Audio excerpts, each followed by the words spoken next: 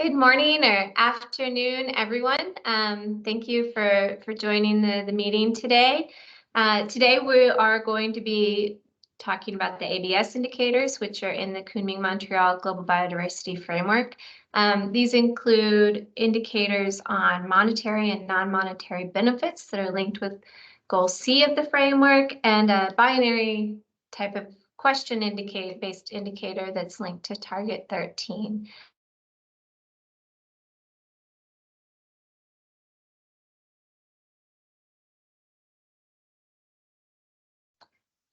Sorry, I'm having a little bit of a Wi-Fi issue, which is interesting because I'm at the office. But there's also a lot of work that's gone into these indicators, and I'll make sure that I share the links to the study that's been done and the metadata for these indicators in the chat. So just in terms of a bit of background on where we're coming from, in Decision 15.5 of the Conference of the Parties, a monitoring framework for the Global Biodiversity Framework was adopted. In this monitoring framework, it identified 4 types of indicators: headline indicators, binary indicators, which are actually, they are question-based indicators that have multiple responses, component indicators, which are optional, and complementary indicators, which are more specific and optional.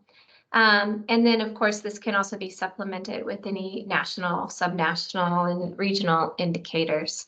So the headline indicators and the binary indicators are really part of the core reporting template that will be the 7th and 8th national report. And so countries will be asked to report on these different indicators. It's part of the template, and then they will be asked to optionally report on the component and complementary and any national indicators that they might want.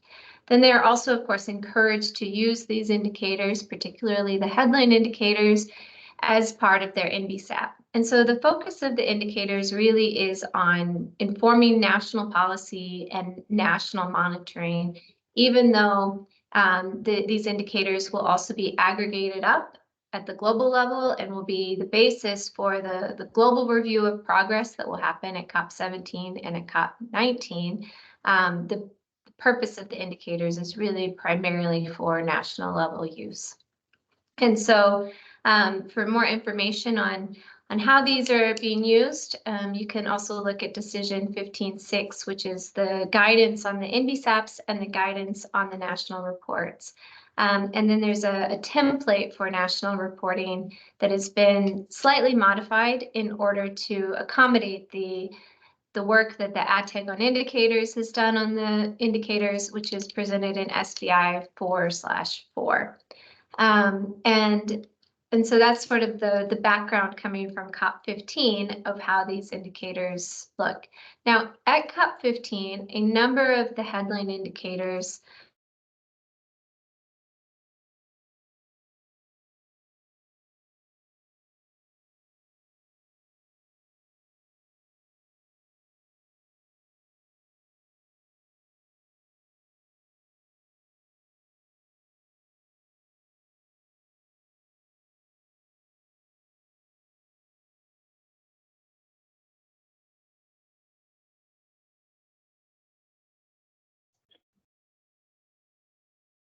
Jillian?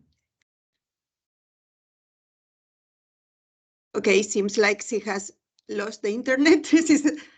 Listen, just a second.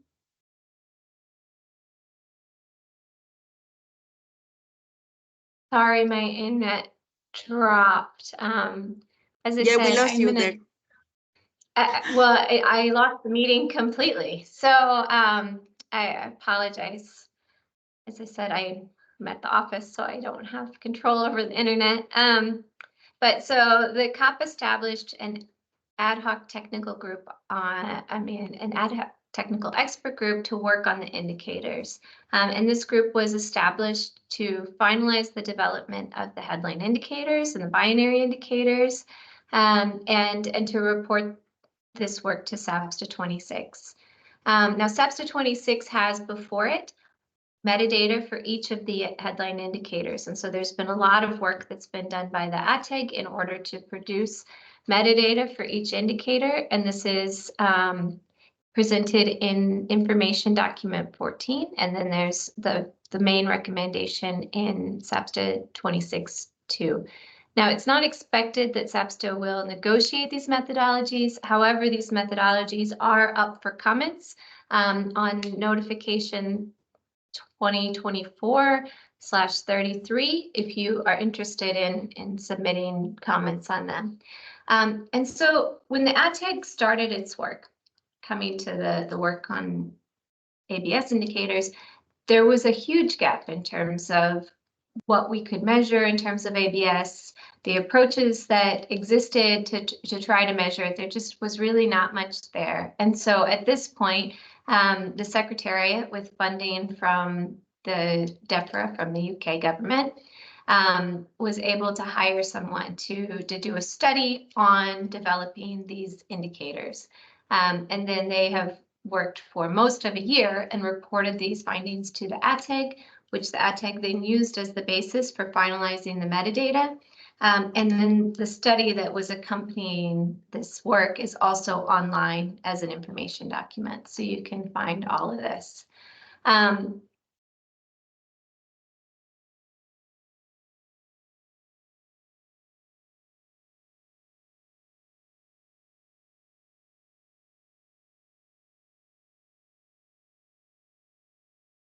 It seems we have Gillian.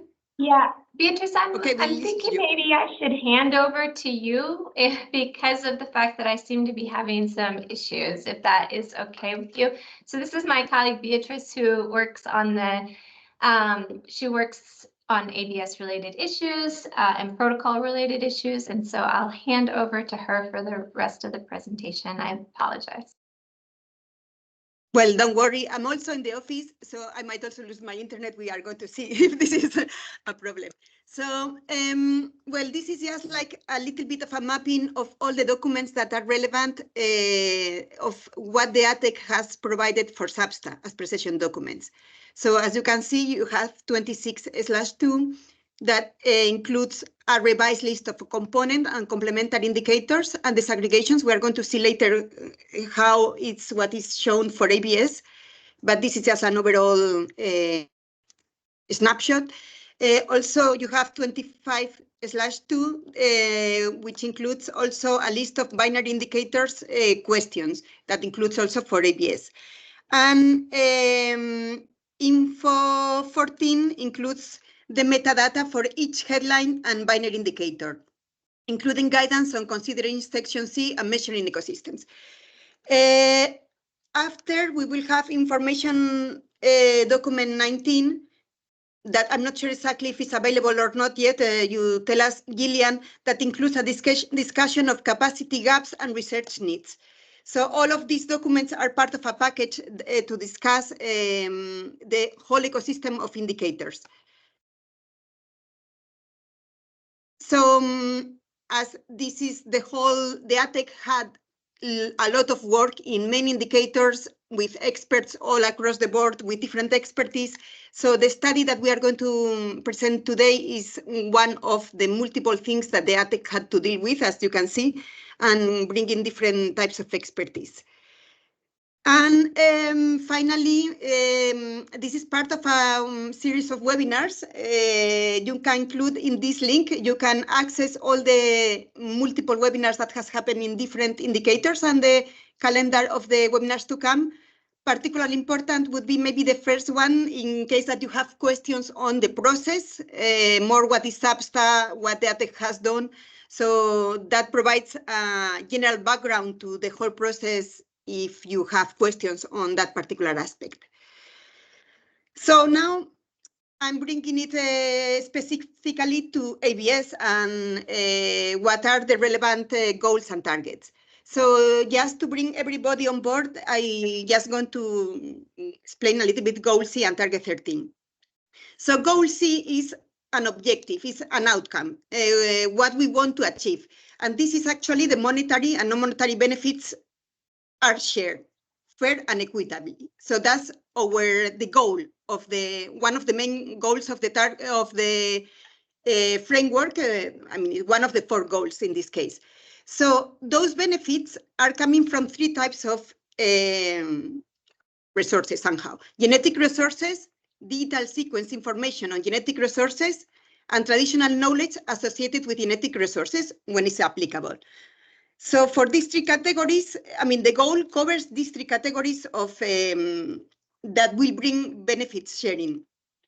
So the idea is that the benefits are substantially increased by 2050. So we have a long-term goal, and we have to do this while ensuring that traditional knowledge is appropriately protected and that also contributes to conservation and sustainable use of biodiversity. The same as the CBD, the 3 goals and objectives are like linked. And everything is in accordance with internationally agreed access and benefit sharing instruments. This is important because both the goal C and the target not only cover the Nagoya Protocol, that everybody thinks about the Nagoya Protocol, also covers CBD, the ABS provisions under the CBD, and so CBD parties are covered by this target, and also the International Treaty Plant for Genetic Resources for Food and Agriculture, and maybe as the future comes, other agreements on ABS, this could be the goal C and target 13 will extend their scope to other international instruments because this is open-ended. There is not a specific list. So target 13, basically these are focused on measures, the measures that are required to achieve the goal, which is to have benefit sharing. So we have an outcome and a kind of a legal step. The measures can be legal, policy, and administrative. So more like putting the ABS requirements in place, but also capacity building measures. So we have 2 types of measures. And those measures have to make sure that they cover the 2 aspects of access and benefit sharing, which is access, facilitating appropriate access to genetic resources, and the fair and equitable sharing from the same 3 types of resources that would be the genetic resources, DSI, and traditional knowledge. And all of this according to, again, all international access and benefit sharing instruments. There is a quick guide to explain the different elements, and if you want to deep down to understand these targets, the target 13 and the goal, so you can access it in the link that is there. So how this has been translated for the indicators, how we measure progress on the target 13, and how we measure progress on the goal. So this is as recalling what Gillian already presented, we have different types of indicators. The headline indicators aim to measure the outcomes. What is the overall goal, why we are talking about ABS?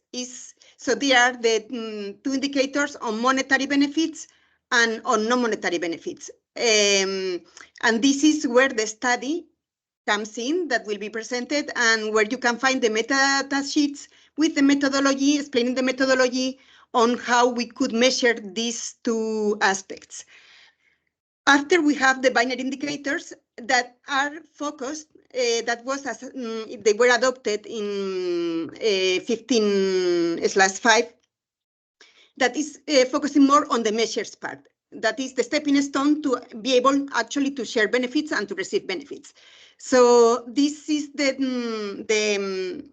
name of the indicator as was adopted, but for implementing this indicator at SABSTA, you are going to see that there is 3 questions: how we split the binary indicator, and having standardized answers. So it would be yes, no underdevelopment, yes fully, yes partially. So the answers are standard and binary, even though with some nuance to take into account all the different, to be able to reflect appropriately the status of implementation of ABS measures in the country. Also, there will be non-applicable according to, just to be able to reflect well.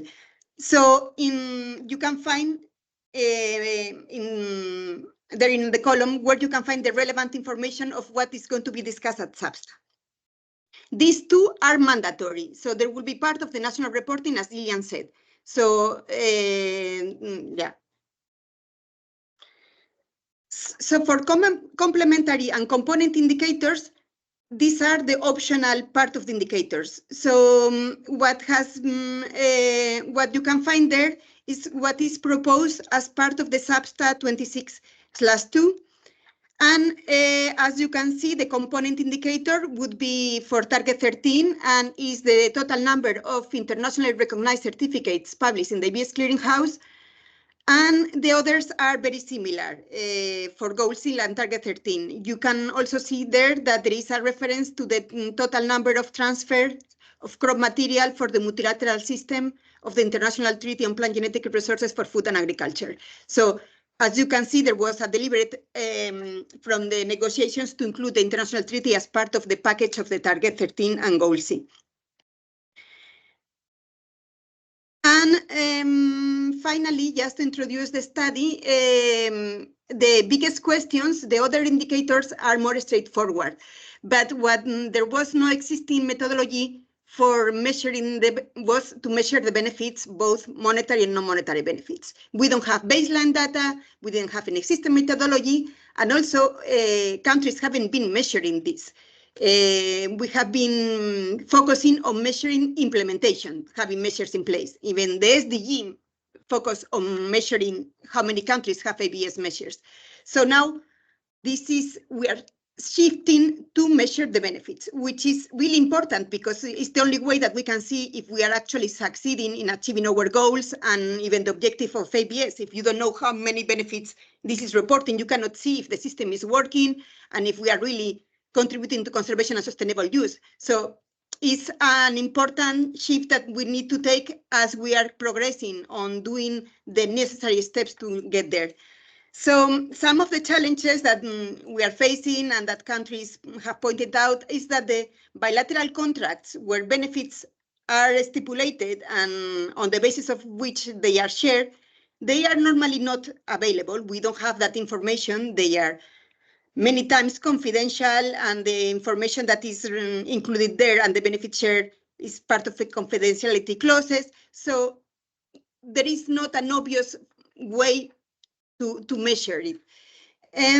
Also, there is many different types of benefit sharing. Monetary that can come at different types of monetary benefits that can arrive at the beginning as a license fee of like royalty upon commercialization, maybe 10 years later. And for non-monetary benefits, there is multiple, like I'm not saying infinite, but like you could negotiate to include many different things as part of non-monetary benefits, from contribution to a school, for example, or like could be capacity building. There is many ways that this could happen. We need to categorize it and to be able to measure it. There is also some problems that are inherent to ABS. Some countries, for example, have more decentralized systems. So the information is not only held by one institution or one person, but by multiple institutions or persons. And sometimes you have different beneficiaries, not only the government, for example. So sometimes the government doesn't know exactly who is receiving the benefits and when and how much. So that depends on the system. So some countries have more easy access to information and some others could experience more challenges. The time lag for the benefits, sometimes for commercializing a product, since the agreement has been granted, can pass years and years. The confidentiality, and sometimes the fact that the systems for managing all this available information are manual, and even depending on like staff turnover, you might lose track of what is happening and when benefits are due or the benefits that have been shared. Also, one of the challenges is how we aggregate all this information on benefits across multiple ABS instruments. As we say, Target 13 and Goal C is not only about the Nagoya Protocol and the CBD. There could be also other instruments as they are approved. So for example, that would be DSI. In the moment that DSI comes along, we will have to incorporate the benefits that are coming from it. Also, the BBNJ process is another example, is still in the process of developing the system for benefit, and it's premature, but we have to be able to generate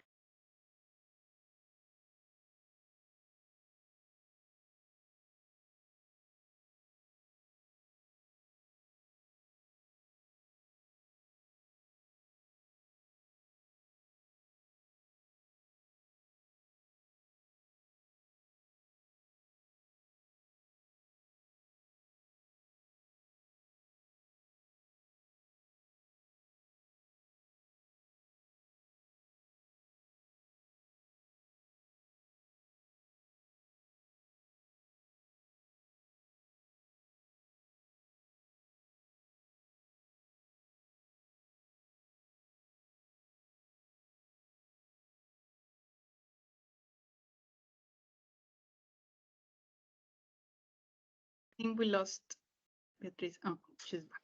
Yeah. Anyway, I was ready to pass the floor to the next speaker. Gillian, do you want to introduce them now that you are back?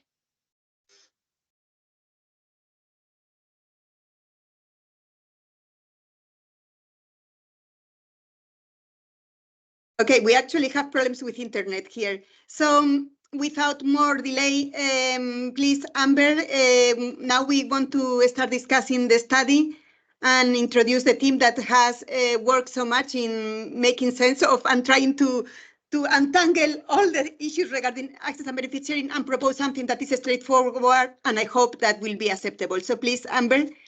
Yeah, there's a lot resting on the internet. Oh, sorry, yeah. Okay. So there's a lot resting on. You can start sharing the screen. Sorry, Pia.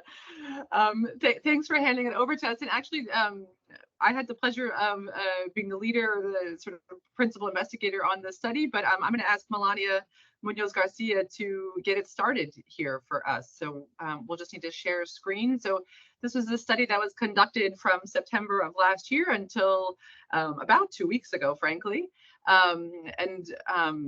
I was also a member of the ad hoc technical expert group that Jillian referred to. So in some ways, sort of having two hats, both being a member of the ad tech and making sure that this study could deliver to the ad tech. Melania, are you able to share a screen? I'm sharing, but I think you're not seeing it, right? I'm not seeing it, no. Maybe the one that is sharing the presentation from the secretariat can stop sharing. Yeah. And then my presentation can be there. I stopped sharing. You should be able, but if you don't, you're not able. I still see your presentation in my screen. I don't know the other ones, but you know what? You might have to take control. Yeah. Not sharing. Huh? There you can see my presentation. Not yet, but if you want, I can share it for you if you prefer, eh? Okay, let's try that. Let me. I also can.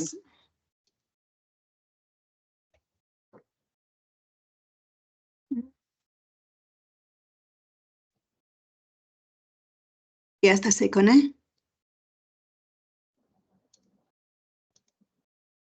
I think I'm doing it. Is that working? I don't see it. Right.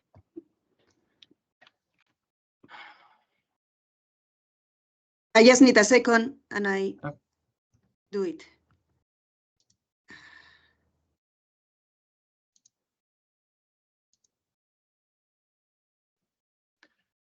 Share. Yeah, our PowerPoint will at least be shared. Mariana, I can see something in the chat there. We can at least cover that.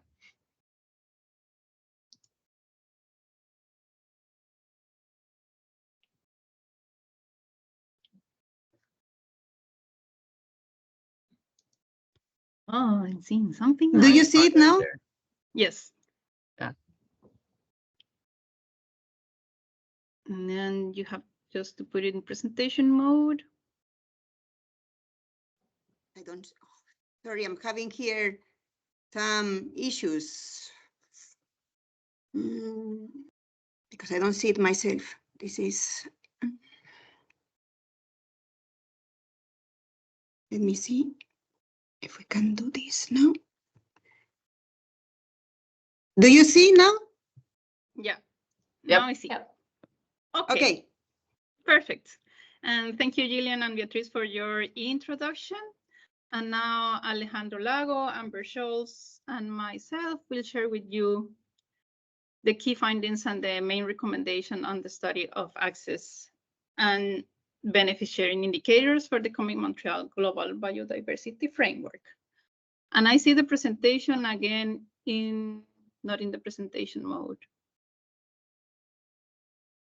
Yeah, Here. there we go. So next one, please.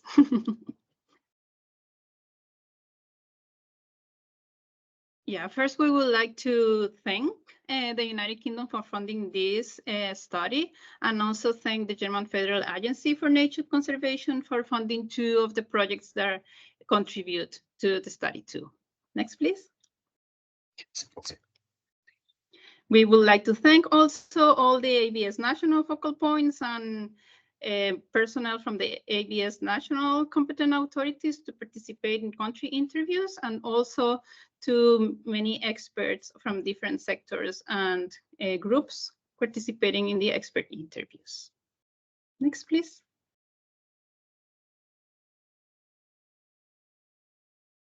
And then we go to the content of this study. Chapter number 1 started with a general introduction on ABS on the Global Biodiversity Framework. And then chapter number 2 makes a summary of the main findings from the interviews and the survey on national experiences happening right now on collecting information on benefits shared. Then chapter 3 and chapter 4 focus on the bilateral systems for benefit sharing under the Nagoya Protocol and the Convention on Biological Diversity.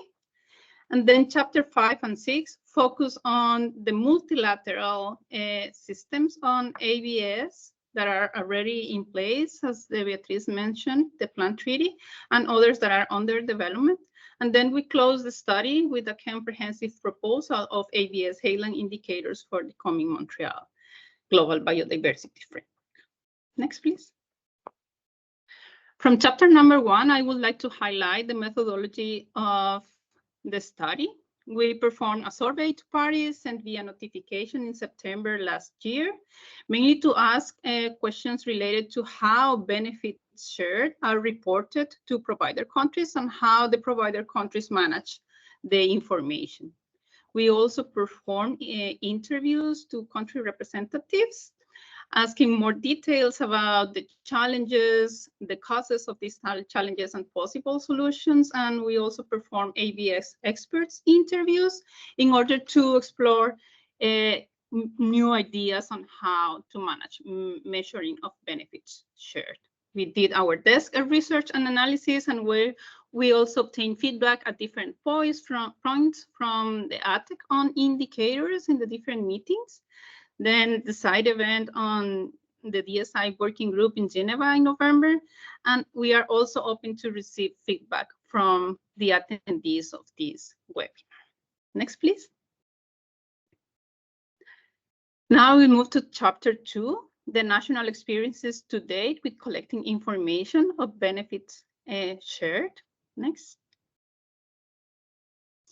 The status quo is that countries are reporting or are used to obtain, collect and compile and report data that is currently focused on legal and policy implementation. So how many countries have ratified the protocol, how many parties have developed and implement ABS legislation, how many permits have been granted.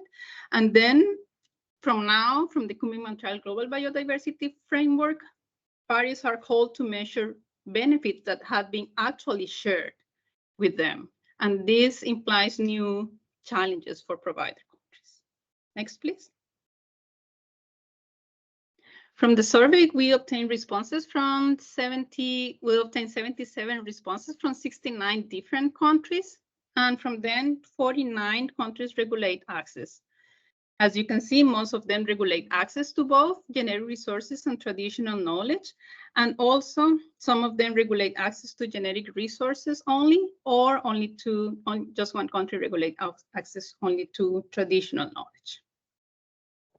Next, please. And from the 27 different kinds of benefits listed in the Nagoya Protocol Annex, these are the priorities. Oh, It's off. I'm sorry, I see myself. I don't know. I have my camera on, but I guess you cannot see myself, but I can see myself. That's weird. Okay, but anyways. From the 27 different kind of benefits that are listed in the Nagoya Protocol, these are the priorities for parties according to the survey. So for monetary benefits, the payment of royalties and access or sample collection fees are the more important. And for non-monetary benefits, sharing of research and developing results, research and development results, and also collaborations in scientific research and development programs are the main priorities. Next. What about current collection of information on benefits already shared? These numbers are based on the 49 countries that regulate access. And about monetary benefits, only 12 countries have information available, and only 12 countries have established a fund to receive these monetary benefits. 3 countries provided complete information on monetary benefits. And related to non-monetary, around half of the countries have some information available to at least one type of non-monetary benefits, but few countries have systematic information on this kind of benefits received. So as a little conclusion, information on monetary or non-monetary benefits received by the provider countries cannot at present be readily compiled or made available for global reporting. Next, please. And why this information is not there, why this information is difficult to compile. We summarize the main challenges from the interviews and the survey, and we propose possible solutions for those challenges. One of the most important challenges is the long period of time between when access is granted and when benefits are received. There is a lack of capacity to track benefits through this long period of time to compile and analyze the data. And mainly also because most of the systems are managed manually, and the personal turnover can also affect. So our proposal is that countries should try to develop a national online platforms or similar systems to compile and manage this information that could work as a repository and also where users can report their benefits. Another challenge is that users are unsure how to report on benefits. So the recommendation is that provider countries are sure that clear instructions on where and when and how to report are included in their permits.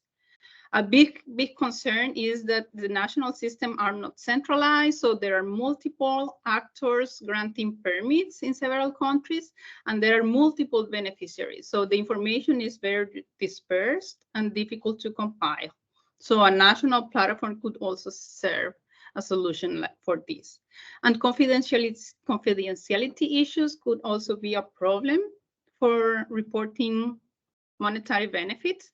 And according to the interviews we perform, this challenge could be addressed at early stages when countries are negotiating with users these confidentiality agreements.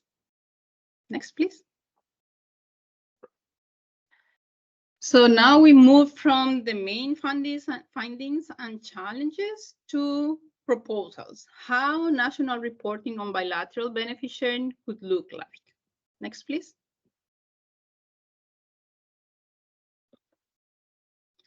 So let's start with monetary benefits received. At the left, you can see the list of monetary benefits from the Nagoya Protocol Annex. There are diverse, and as Beatriz mentioned, they could be received at different points through the value chain, from when access is granted to when a product is in the market. But the good news is they can all be measured in terms of the amount of money received. And in that way, they can all be aggregated across countries and also with other international ABS instruments. And some recommendations for parties is that maybe they could decide to establish a national fund to centralize the collection of this kind of benefits, and also to enable reporting, try to address confidentiality issues early during the negotiation steps. Next, please. Our biggest dilemma was on non-monetary benefits, because according to the survey and interviews, non-monetary benefits are really important for parties. And then we have the huge challenge that they are very diverse. We have a list of 17 types of non-monetary benefits in the Nagoya Protocol Annex. Another challenge is that many countries do not have available information on that.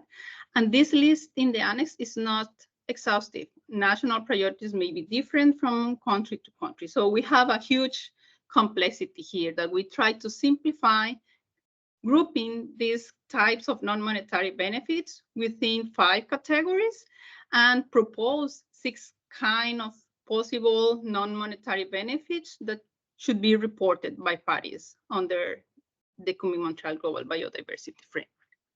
Next, please. And these are the 5 categories and the 6 types of non-monetary benefits to be reported. We chose the categories according to the format for the national report of the Nagoya Protocol adopted by parties during the last COP-MOP. And we group the different non-monetary benefits from the annex into these 5 categories. And we propose different kind of types of non-monetary benefits that could be reported according to how easy could be measured these kind of indicators, how feasible is to measure them, and also considering the priorities expressed from parties. So we have some examples here in the table.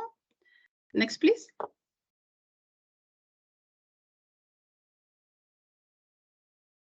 And then here we have the last 2 categories. So for example, one type of non-monetary benefit to be reported could be the number of technology transfer events arising from ABS instruments. And then we have examples of what could be technology transfer events. Next, please.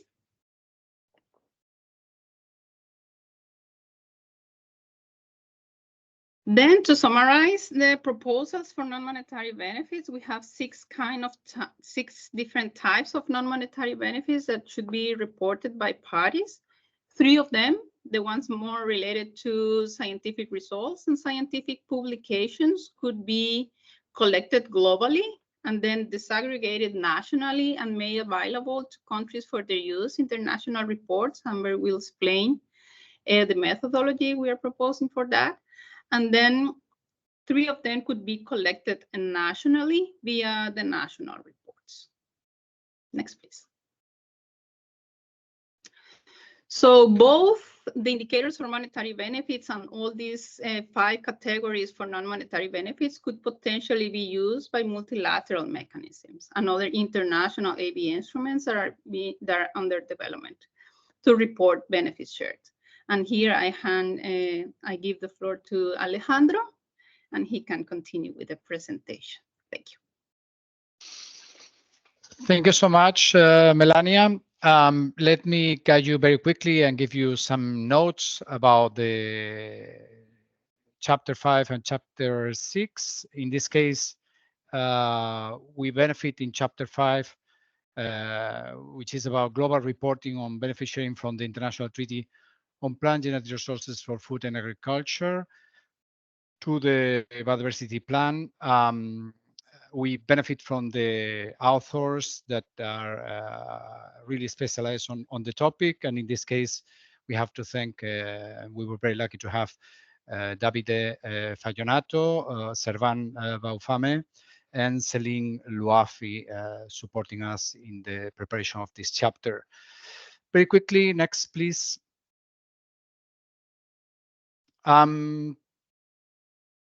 As you know, the biodiversity plan, as it was indicated before, tries to cover not only the Convention on Biological Diversity, but also to embrace all different multilateral environmental agreements and other agreements for the implementation of this biodiversity plan.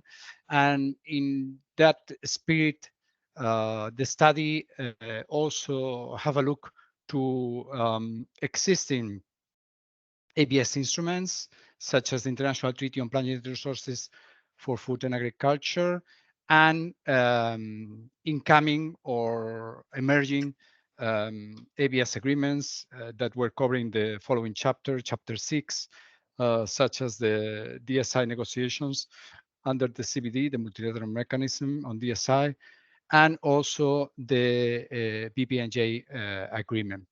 In this chapter 5, we highlighted that the approach taken by the international treaty regarding access to plant genetic resources for food and agriculture is different to the Convention on Biological Diversity. So from a bilateral system, the treaty works through a multilateral system for ABS, and monetary benefits are centralized at the multilateral system benefit sharing fund. No? And in that sense, the study highlights that for monetary benefits, it's easy to take account of what is happening through multilateral mechanisms, because the accountability is quite straightforward. No? In this case, we can see the figures, no, that have been during the implementation of the international treaty have been gathered, and the funds that have been dispersed through the multilateral system beneficiary fund, and also what has been recently approved for this new call for proposals. No? What is more difficult, and that is also shown in the study, is again, no surprise, the non-monetary benefits, no, because they have not been systematized, no, similar to what is happening under the Convention on Biological Diversity and the Nagoya Protocol. No, here in this case, the study benefit a lot from this another study prepared by Céline Loafi and Servan Baufumé from the French Agricultural Research Center for International Development, CIRAD. The study entitled Updated Draft Methodology for Measuring Non-Monetary Benefit Sharing. So we summarize what was presented there for the treaty, and we identify that the approach taken by them was actually very similar to what was proposed in the study, with some differences that we will see in the next slide. But it's important, before moving to the next slide, to highlight that even the study was recently presented to the international treaty, and it's not clear what is going to happen next, no, under the treaty. So the suggestions made by the authors of this study was to move to a testing phase, no, possibly through online survey, or also to work in the development of specific methods for approximately quantification. No? In any case, it's important to highlight that the governing body of the international treaty will have to decide on whether and how to report on the implementation of the biodiversity plan. Next, please. And in this slide, you can see that the approach taken on non-monetary benefit sharing by the study prepared to the International Treaty on Plant Genetic Resources for Food and Agriculture was very similar. And only we have highlighted in bold some minor differences that we believe could be easily aligned, no? In order to favor or promote a similar reporting from the treaty in order to be integrated into the reporting and the types of indicators that have been suggested in the study as part of the non-monetary benefit headline indicator. Next, please. And in the case of Chapter 6, we benefit from the authors, Deborah Raposa and Pablo Orozco, that were providing their inputs and preparing this chapter. In this case, next slide, please. Very quickly, DSI, as most of you are aware, COP15 agreed that the benefits from the use of digital sequence information should be shared fairly and equitably and establish a multilateral mechanism for benefit sharing from the use of digital sequence information and a process to develop it. Parties, it's true that in this process have not discussed possible indicators from digital sequence information. Monetary benefits, we are looking at a multilateral mechanism, therefore similar to what we have seen in the case of the international treaty. It should be easy to report in comparison with a multilateral, to a bilateral mechanism that each country will have to report. And in the case of non-monetary benefits, although this was not discussed at the DSI negotiation, and therefore is really premature, the study introduced possible lists of ideas, no? Very much in line with the non-monetary benefit sharing methodology proposed in the study. In any case, we highlight in all this part of the study that parties of the CBD in this case should integrate in the operationalization of the multilateral mechanism on DSI the establishment of indicators on monetary and non-monetary benefit sharing. No? I think that's the key message, no, when they are in the negotiation. So to integrate the need to report, no, on what the mechanism is generating. No? And finally, from my side, the last agreement that we cover under Chapter 6, next slide, please, refers to the agreement under the Law of the Sea on the conservation and sustainable use of marine biological diversity of areas beyond national jurisdiction. This agreement under UNCLOS was adopted very recently, last year in June 2023. It is actually open for signature until September this year. And so far, there are 89 signatories, and there have been 4 countries that have ratified and have become a party to the agreement. In the study, we mentioned only 2 because this reference is changing. In April, apart from Palau and Chile, in April, Belize and Seychelles also ratified the agreement. The main measures that are covered by the BBNJ agreement are the regulation of the marine genetic resources and digital sequence information related to marine genetic resources, including the fair and equitable sharing of benefits, which was the main focus of the study, no doubt. The other 3, as you know, are the creation of marine protected areas, area-based management, environmental impact assessment, and capacity building, and the transfer of marine technology.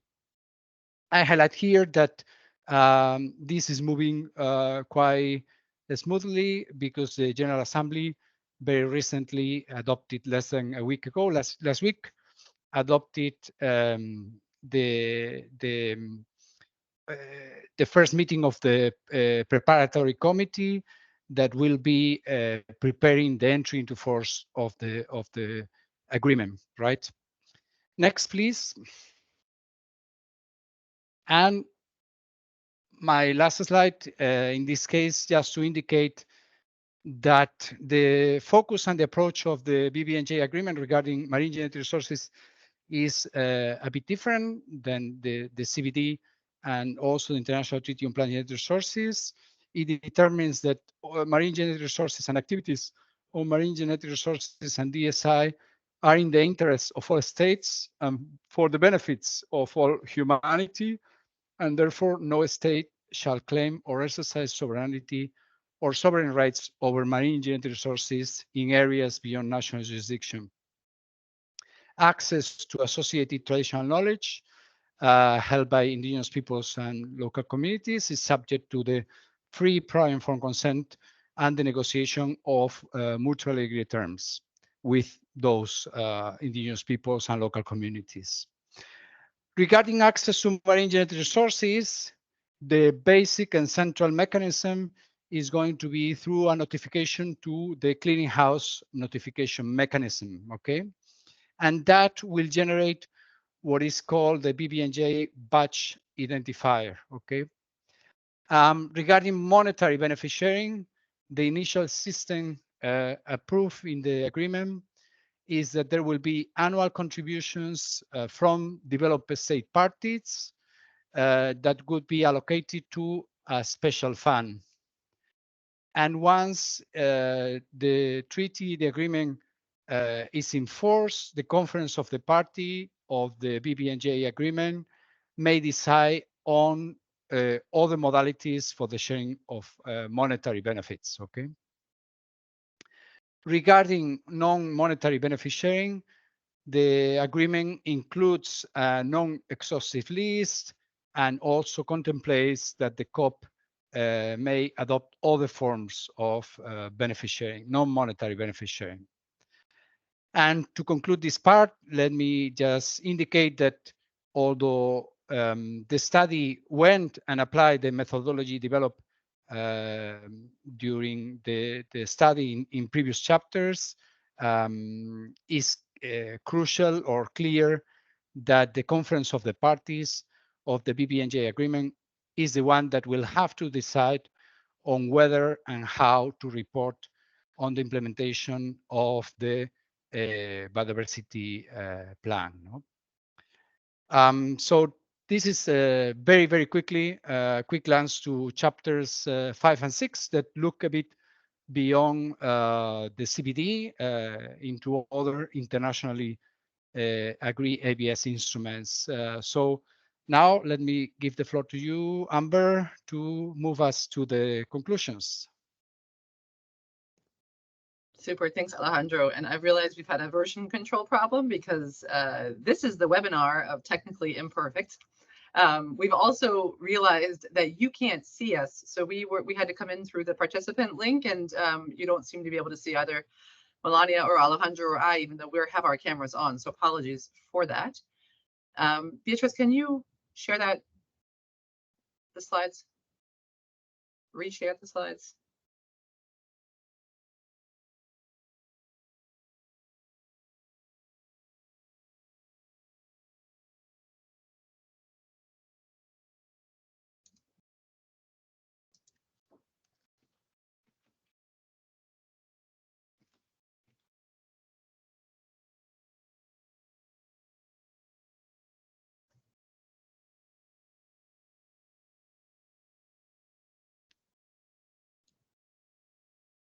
I hope for the final version of the webinar that goes online, we can edit out these awkward pauses, isn't it? It's like being in the room with your awkward mother-in-law waiting for these slides to come up. Thanks, Beatrice. Actually, Alejandro, I think this might have been your slide here, but I think we can, oh boy. You're giving away all my secrets. Okay. So as, thank you, Beatrice. So as Melania had indicated, and as Alejandro had also referred to, we have developed here at the DSMZ a methodology for global reporting on bilateral non-monetary benefit sharing, and a methodology which could potentially also be applied to multilateral benefit sharing instruments. Next slide, please.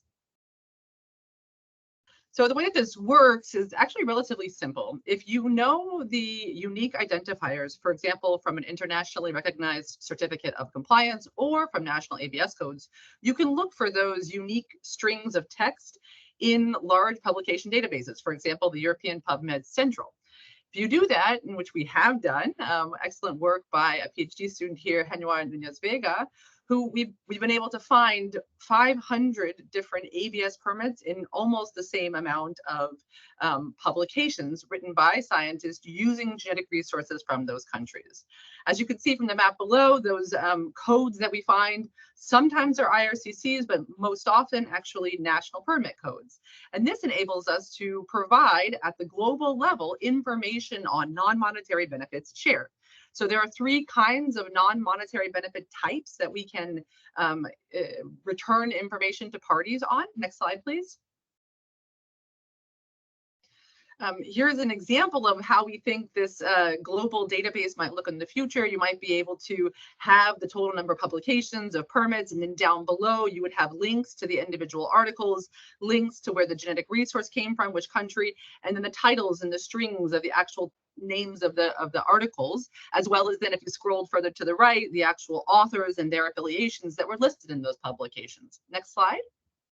Oh, sorry, before you go to the next slide. And then this, taken together, this global data set would actually give you that indicator that we've indicated in the study, the number of research and development results arising from ABS instruments. So these are examples, all 500 of them here in this pilot database, of actual scientific publications that have cited an ABS permit and have shown the world these are the outcomes of that research and development. These are the results that I've shared with the community. Next slide, please. If you start with that information, there's actually additional information hidden away in the metadata of those scientific publications. One of the most important things for countries as well as for scientists is to understand what level of research and international collaboration is happening in the world, particularly when it comes to use of sovereign genetic resources. So using that data around authorship and around institutional affiliation, we can also provide indicator data on the number of joint scientific publications from ABS agreements where authors from the provider country were involved in that research as indicated by authorship in the publication.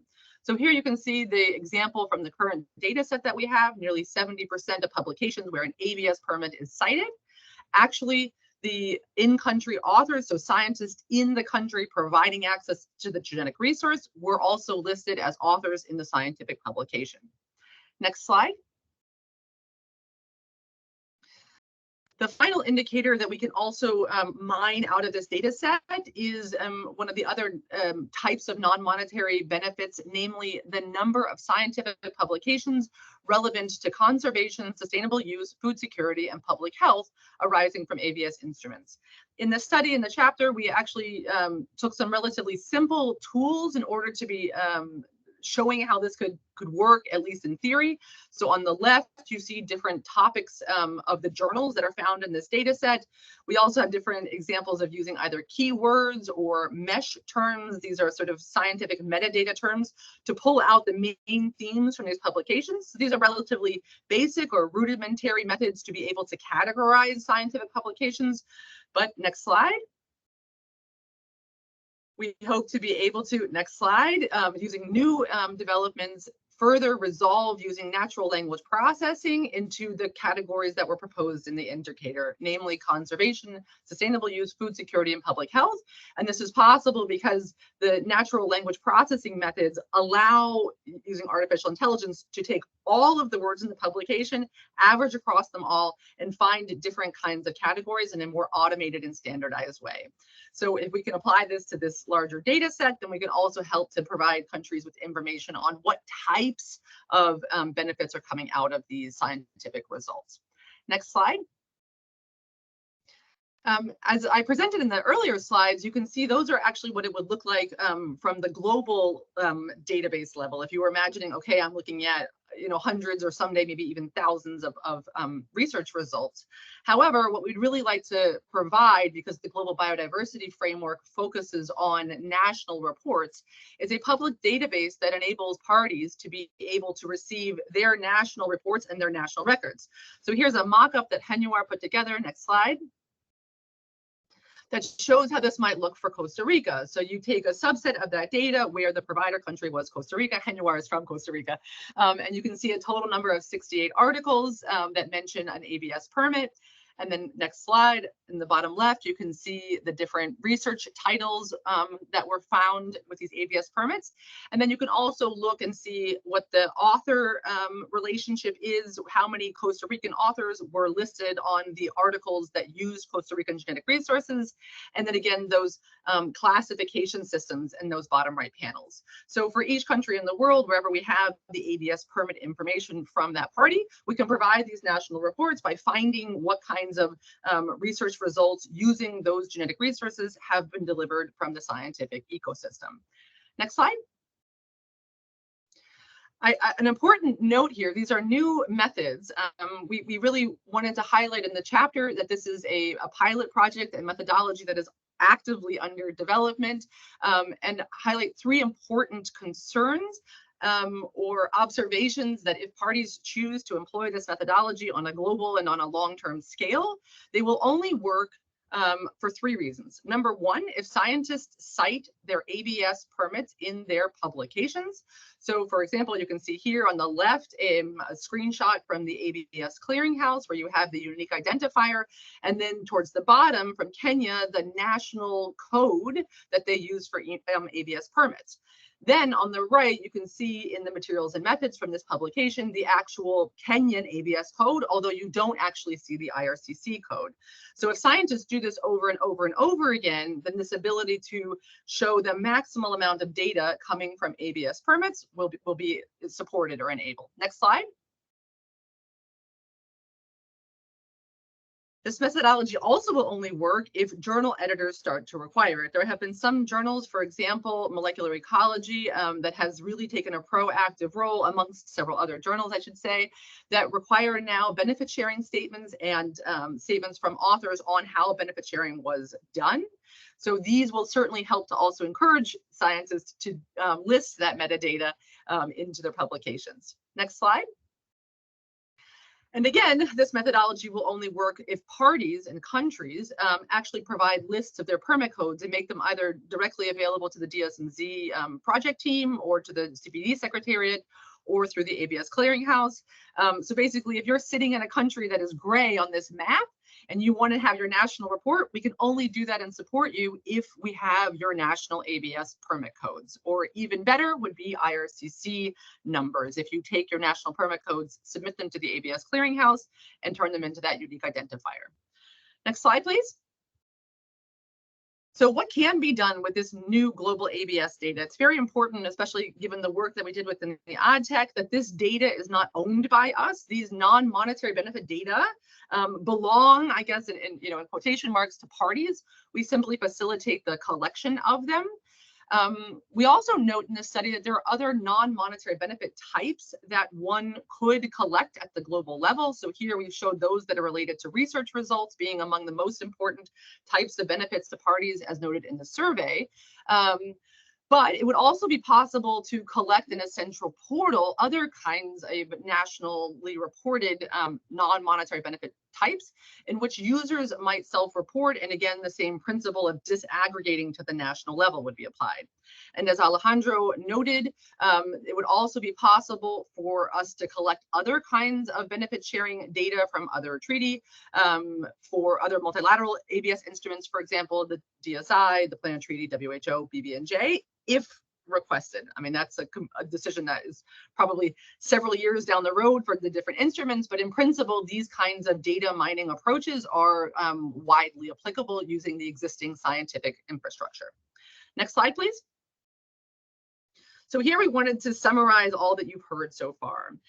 How did we take these orphan or these placeholder ABS indicators listed in Goal 7 and Target 13 and try to fill them into regular grown-up, non-orphaned indicators? Next slide. Our proposal is simply this. These are the text suggestions. And there was a question in the comments from Kate Davis on where and how we came up with the exact language. We did our best to stick to the existing negotiated text, but instead of having that placeholder language and indicator on, obviously that had to go away. And we kept monetary benefits in accordance with applicable internationally agreed ABS instruments, and then for non-monetary benefits arising from applicable internationally agreed ABS instruments. Next slide, or next click. And then the proposed solution for monetary benefits across all instruments is that at the national level, countries aggregate all of their monetary benefits into one single financial amount. The multilateral instruments that have money in a single fund would also send that number to the CBD Secretariat.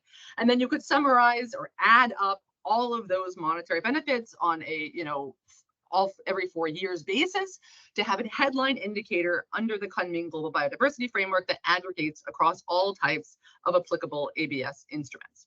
Next slide. And then for non-monetary benefits, a similar kind of concept, but as we've indicated several times, it's slightly more complex. There are more types of non-monetary benefits listed, for example, in the Nagoya Protocol Annex. And in general, it's a much more diverse sort of concept of non-monetary benefits. So here we proposed 5 overarching categories. 3 types of non-monetary benefits that can be collected at the global level. That's the stuff that I just introduced. And then 3 types of non-monetary benefits that can be collected at the national level. And then again, ideally, the multilateral ABS instruments that choose to would develop their own appropriate indicators for these 5 categories. And then at the Secretariat level, they could be added across for global trends in these 5 different categories. Next slide, please. And simply put, we did not try to go wild on Target 13 since the language for Target 13 is exactly the same as for Goal C. We kept exactly the same language for Target 13. And next slide. And here again, we have the old version of the, these are the old slides. I think we'll have to leave it. These are the ones that have the other formatting. Yeah. I'm trying to think of how we're going to do this. Is there any way that I can show my slides, because these ones just look a lot different than what you had prepared. Oh man.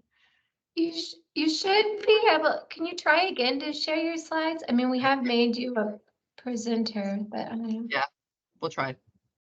Okay. I had tried it earlier and it just didn't go, but what's worth one more try. If not, I mean, you could quickly email them to me or to Bia. Yeah, I did do that. Let's try this. Does that work? Do you see it? On my side, it's showing shared, but you're not seeing anything, right? No, it's really strange. Yeah, and Teams is telling me that I have shared. Okay.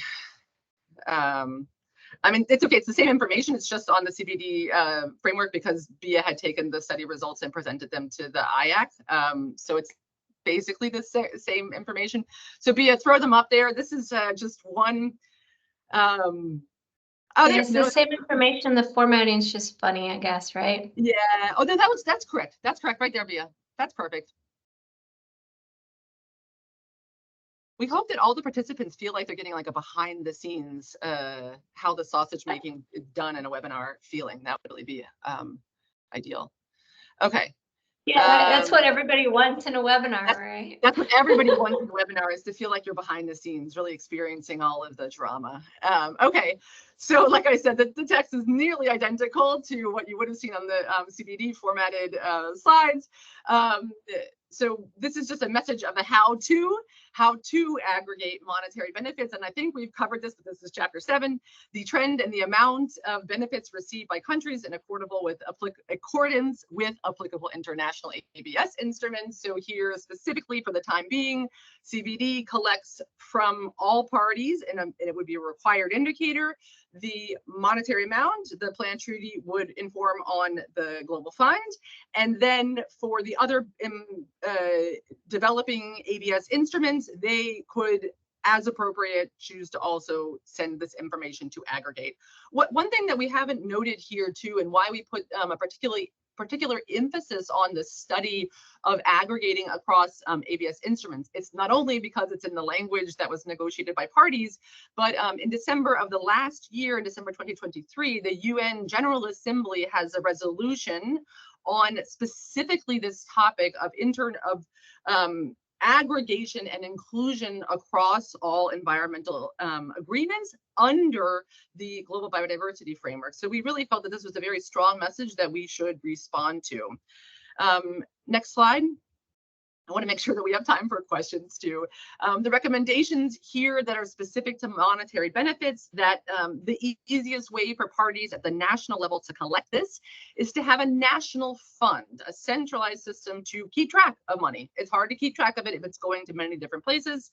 We also note that in many interviews, the issue of confidentiality came up, and the best and simplest solution here is that if parties know this problem can come up, be proactive, include in your mutually agreed terms a clause that says this information at an aggregate level will be reported under the KMGBF. So even if you have a non-disclosure agreement with a company, for example, you can still report at the aggregate level as long as you're not revealing any confidential information. This still is possible, and we spend some time in the study discussing this.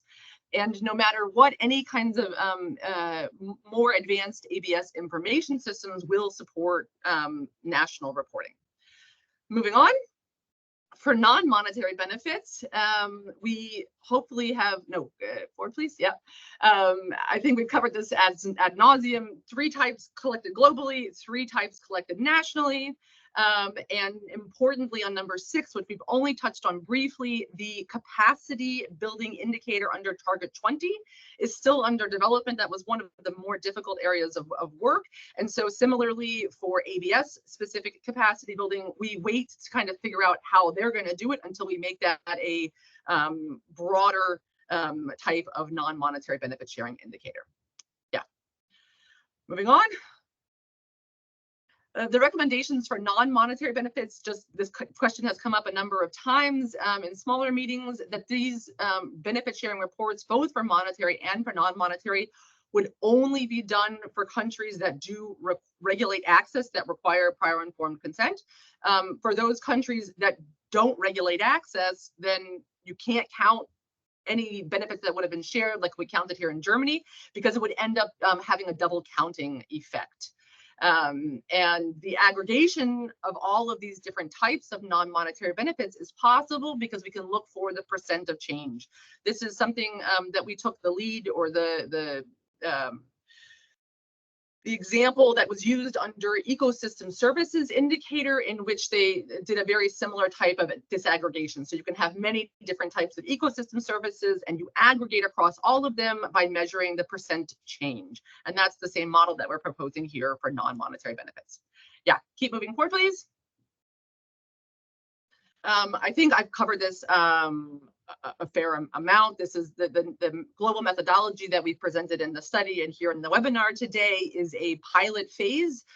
If parties wish to collect global ABS information, it would be subject to the availability of funds to turn this pilot project into a more robust, longer-term practice. And all of this is only possible if scientists, journals, and parties collectively work together to make that information more broadly available. Next slide.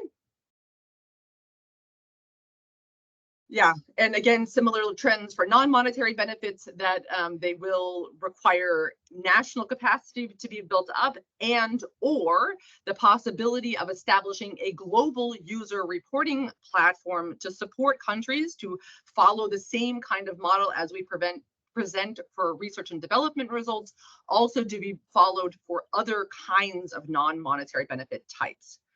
Moving forward. And the multilateral recommendations, again, just summarizing from Alejandra's presentation, is that it is and would be possible to aggregate benefit sharing across all multilateral instruments if those respective instruments follow the same kinds of archetypes, these 5 categories of non-monetary benefits, then it would be possible to sort of add them up. Now, of course, this doesn't preclude, for example, BB&J from having many additional or other kinds of indicators, but to the extent that parties in that agreement would want to create synergies across the global biodiversity framework, we are sort of saying, here's the kind of map of how to enable aggregation. Next slide. And with that, I am happy to deliver you from all of the fun of the webinar and technical interactions that you've gotten to enjoy, and now really hope that we have another 15-20 minutes for your questions, concerns, thoughts, and feedback.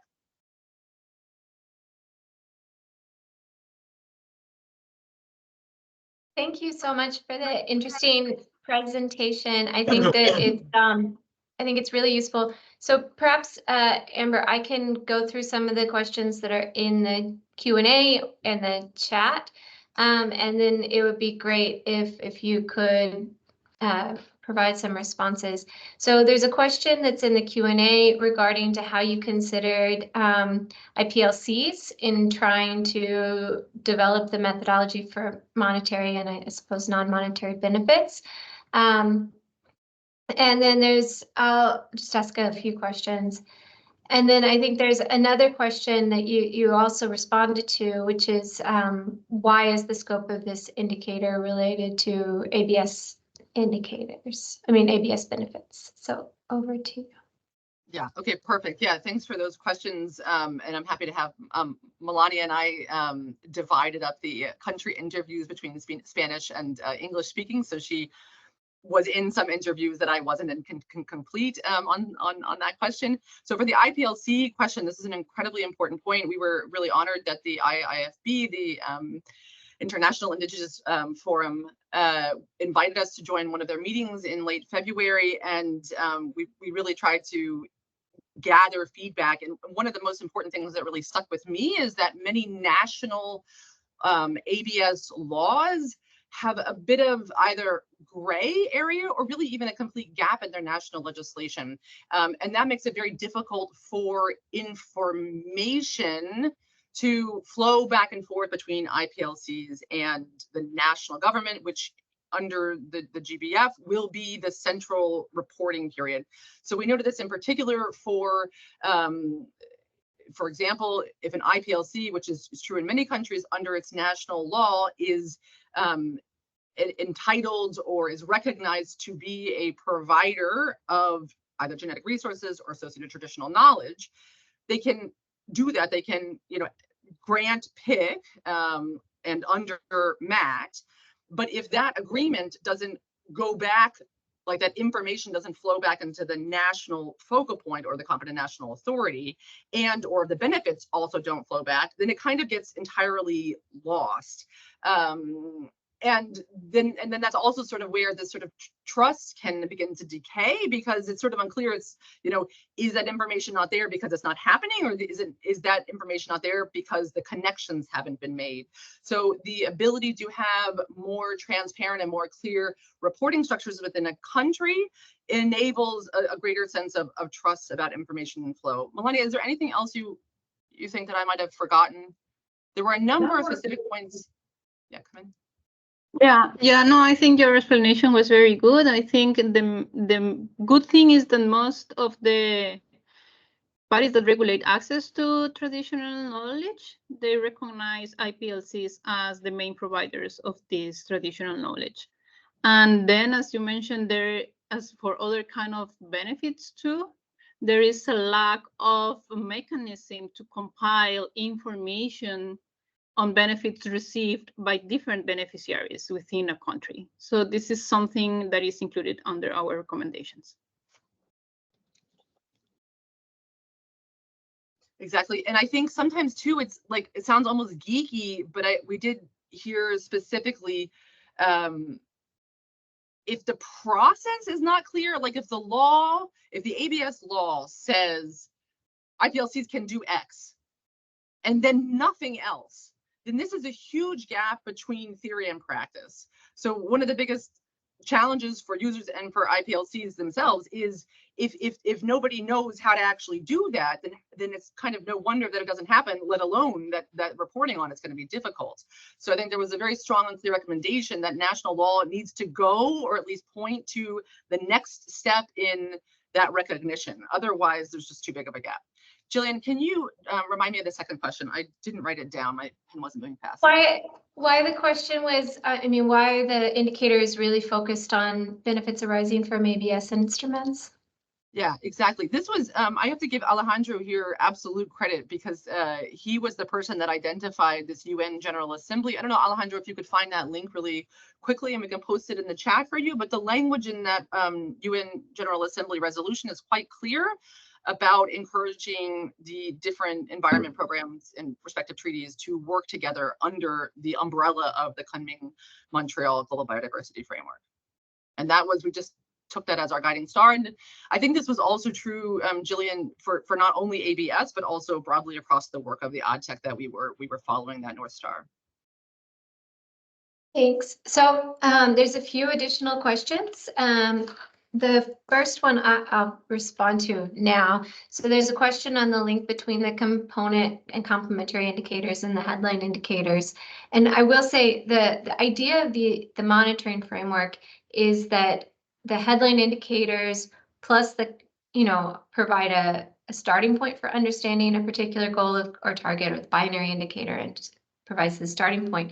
The component and the complementary indicators are really other measures that a country may wish to consider that may be useful for them in understanding that goal or target. So there's not a direct link between the component and the complementary indicators and the headline indicators. It's the idea is that you may wish to still measure these things and you may not wish to, but it provides a list of things that you may wish to measure. So there's not an expected link between those in any of the goals or the targets. And then additional questions that have come up in the chat are related to what is your definition of capacity building? Is it related specifically to capacity building being a benefit from the ABS, or is it capacity building around ABS implementation? And then there is a question on sort of the timeline for this indicator, I suppose. So you've highlighted some gaps, particularly in terms of measuring non-monetary benefits. How do you think that we can get past that? And how do you think that countries could improve the measure of non-monetary and monetary benefits in the future? And then there's a question, well, maybe I'll start with those two. To me on the capacity building? Yeah. Or to whom? To you on Yeah. or to Melania or whoever would like to respond. And on the timeline for further developing the indicators. Yeah, I mean, the problem with capacity building, as we discussed it in the ODTEC, is that how to measure it is like a whole field of ongoing research and discussion. And so the advice to wait was based upon, you don't want to go and say measure it this way and then somewhere else in parallel there's a whole group that's working to like improve that, and then you do it wrong too early. That was the simple way to explain it. But it is entirely correct that there is a lot of effort that goes into capacity building specifically to implement ABS, although we were not thinking of that and of measuring that in the study. We were thinking more of you have access to genetic resource, or ATK, or DSI, and then capacity building comes after that. So more as the second step in the chain, and that was where and where we were saying to measure that, rather than, like, for example, our earlier draft had said measure the number of capacity building like workshops and the number of participants.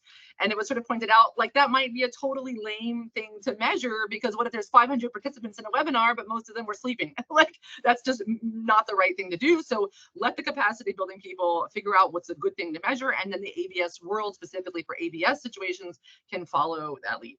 On the timeline question, I mean, it's kind of hard to say. It's a little bit of a chicken and egg problem. If tomorrow we wake up and Henuar has 20 new national ABS permit lists in his inbox, we'll go really fast. These methods aren't hard, the more information that we have to build them on. But no matter what, for sure, we have to wait till COP16. And then I think that there would be sort of this transition phase between COP16 and COP17 to, you know, operationalize this instrument and any changes that might have arisen from COP16. So like, let's say a solid like 2.5 years from now-ish. Thanks. So I'll go next. There's a couple of questions on the scientific research study database, I would say. So there's a question related to the global database that will be created on the research studies. How will countries actually get the information out of that that's relevant for them? So will there be information per country? And I will say we would try to link this with the online reporting tool, but I'll let Amber respond. And then there was another question on how could other publications that are not formally journal publications be included? And I will say, I mean, part of the benefit is to have a publication. So, you know, this is seen as a benefit, but how would you maybe in the future bring in other sorts of publications? And is there a possibility to bring that in? Yeah, exactly. Those are wonderful questions. I love how deeply people are already starting to think about like, what is the chain of events that leads to this? So, and I have to completely humbly say that being part of the AdTech was a huge learning curve for me. And I learned a lot from Jillian as well as other colleagues on the AdTech.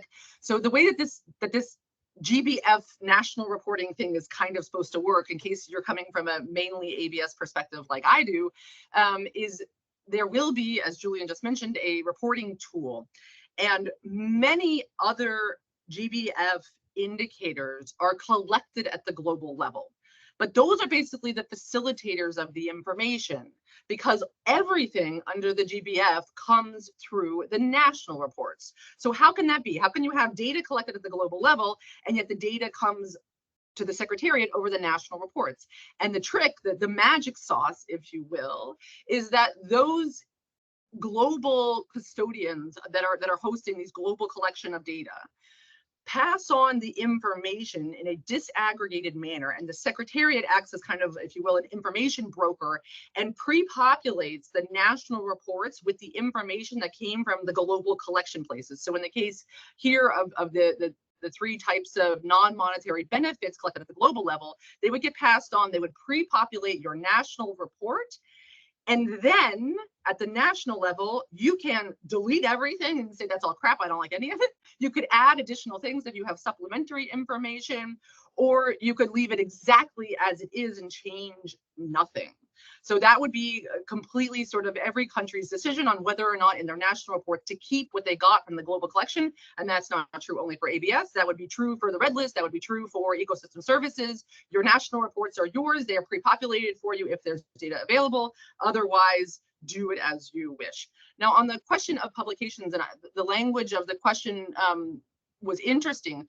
We are not requiring the country, the government, to do scientific publications. These scientific publications should be the results of you issued an ABS permit, and that lets scientists in your country and scientists in another country work on a research project together because they had legal access. Then they discover something cool. They write it into a scientific journal, and that information is what we capture. So it doesn't rely on any publications from the National Competent Authority or any additional publications on your behalf as a government, but it simply says the scientists that accessed your stuff, your biodiversity, in the course of the natural doing of research, they cite their ABS permit as best scientific practice, and then we capture that in this global database.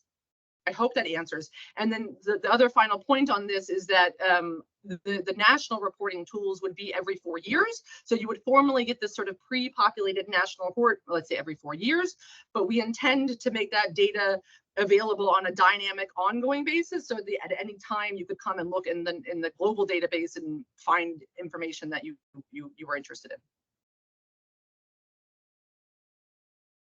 Thank you. So I think we have, well, I have time for maybe one more question, two more questions. So I'll ask, there's two questions. One is, it's similar, I think, to the IPLC question, but really, how do you trace this back to communities and looking to see if there are benefits that communities are directly experiencing from ABS?